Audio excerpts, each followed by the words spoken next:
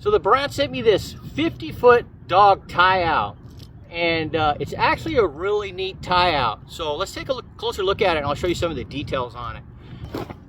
So what I really like about it, it actually has locking carabiners. So you can unlock and lock the carabiners, which is excellent. You know, the dog's not gonna accidentally depress and release itself.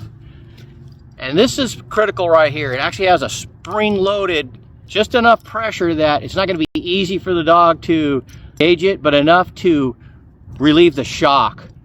And also, it has these little rubber caps over the spring ends right here, which I like a lot. You don't see that. That's kind of uncommon, but that's a good feature. The dog's not going to get locked up on that. But you have good cable. You got good cable crimping. And we're going to go ahead and set this up, put wiggles on it, and go from there. So probably the most common way to use a lead like this is to just wrap it around a tree or something, just loop it back on itself. Make sure you tighten this down. I do like this feature. And it's got 100% swivel, which is not that critical on this end, but on the other end, if you're going to tie to the end, then the swivel's good. It's just not going to tie up your cable. Come here. Come on. Come here. Come here. There you are. Good girl. All right. So always when you're connecting to the end, you make sure that she's on a harness. You always want a harness. You don't want a dog connected on a lead with just a collar. If they take off on a run, that's bad news. So a harness is always the best. We're going to go ahead. Same thing here. Open our carabiner, lock it down. So there's no way this is gonna open now. And we're at the end of our spring clip. So if she does dart off, there is gonna be some spring compression here. But I would recommend that you make sure you don't have a dog that's super reactive or chase after stuff, because when they get to the end of a 50-foot cable run, that's gonna be a hard jolt. That's gonna put them in an immediate stop. So she doesn't really run off. She's not very reactive to other animals. She doesn't chase squirrels and stuff like that. So it's really not an issue for her. But another technique you can use, I'm going to show you right now, it gives the dog an idea of where the end of the run is. And generally they won't dart past if they know where the end is.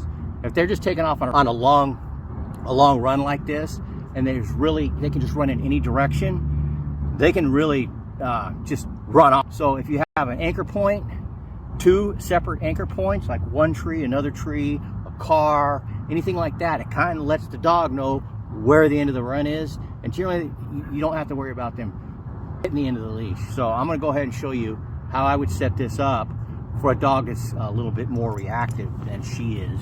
All right, so basically what we have here is we're connected to this tree here, and we can follow our lead. And then we're going to go ahead and connect the other end to another tree. In this situation, it's going to be a tree. It doesn't have to be a tree. You could be your motorhome, your trailer, whatever. It doesn't really matter.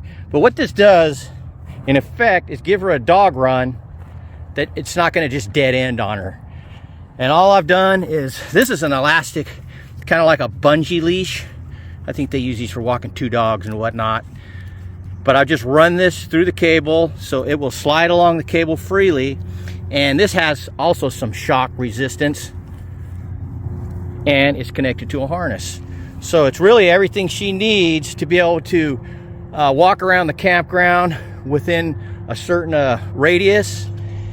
And I really don't have to watch her 24/7 on this, but I would still recommend watching your dog. She's pretty chill, like I say, so I really don't have to watch her 24/7.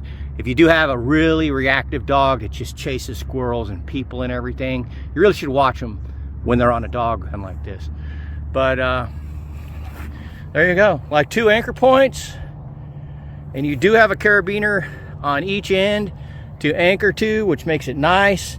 Or like I say, like her, I wouldn't even worry about it. I would just go ahead and let her have the whole 50 feet because I know she won't dart. But you really don't want a dog running to the end of the leash and just coming to that instant stop. That can be very, very bad for the dog. But Wiggs, what do you think about it? You like it? All right. She'd rather take a nap right now.